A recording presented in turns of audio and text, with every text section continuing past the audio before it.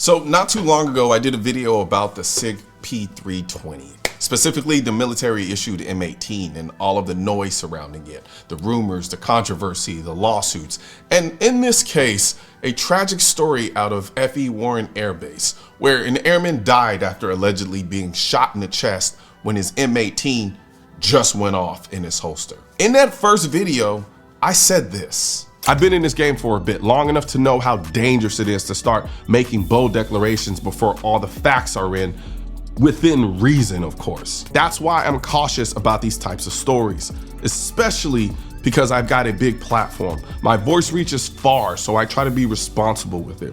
And I caught some heat for that. Some people said I was hedging, but this right here is exactly why I do it. Fast forward to now, and we've got new reporting from Task and Purpose that changes the tone of this entire conversation.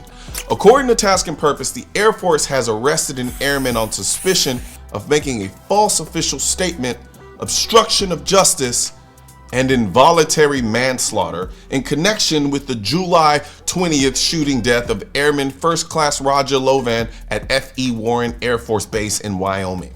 They go on to say, Air Force officials have not yet named the arrested airman or said what led to the charges. The arrest suggests investigators think that this wasn't just a random unprovoked gun discharge.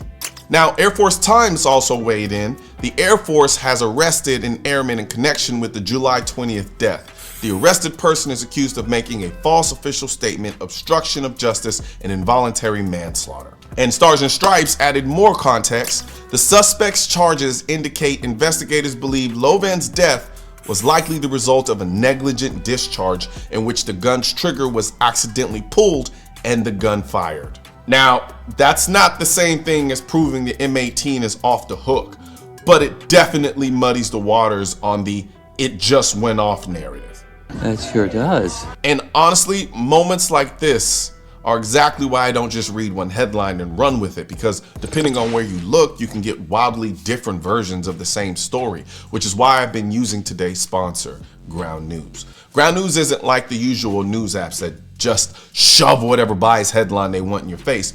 Instead, they show you how different news sources are covering the same story, so you can actually see the bias in real time.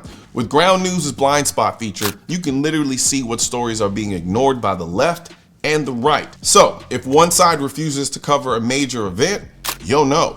Their bias distribution tool shows you whether an article is leaning left, right, or centrist. So you're not just swallowing whatever narrative the media wants to push. And the best part, their Google Chrome extension lets you instantly compare headlines across different sources while you're browsing the web. So next time you see a news story, you can check if it's being spun differently somewhere else, like when two people tell you the same story, but one makes themselves sound like they're the hero and other leaves out the part where they tripped over a curb. Don't just take my word for it.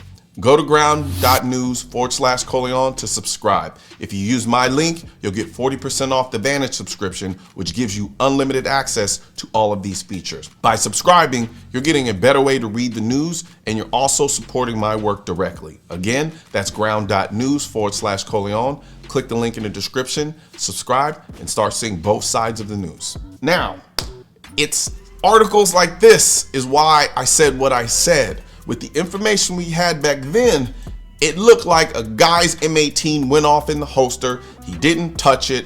Air Force bans all M18s. Boom. Case closed in the court of public opinion. Everyone jumped on the throw away your P320s. And this is the smoking gun. Now, not so fast, because if these charges stick, it raises entirely different possibilities.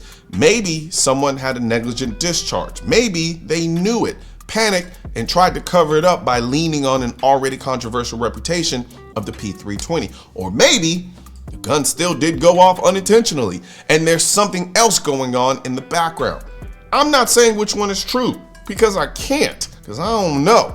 What I am saying is this. This is exactly why I'm cautious with my platform, because the internet loves to run full speed off the cliff with the first headline it sees. Now, this isn't about defending Sig. It's not? It's not about trashing the M18. Aw, man. It's about reminding all of us that reality is rarely as simple as the first story we hear. Okay. Like I said in my last video, it's easy, especially online, to just jump in and say, oh, this is what happened after one headline. But I've seen too many cases where a week later, new evidence drops and everything flips. And here we are.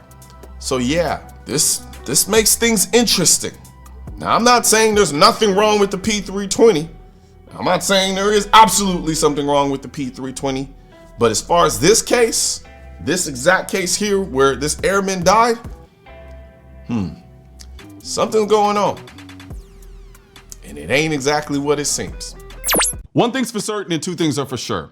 Politicians and tech giants don't want gun content to be recommended to you. And we're all fighting this culture war together. Now, you can help do your part by liking, commenting, subscribing to the channel, but most importantly, sharing this video with at least one person. Together, we can stop the suppression of our 2A rights. And don't forget to click the link in the description section of this video for the products that I mentioned in this video.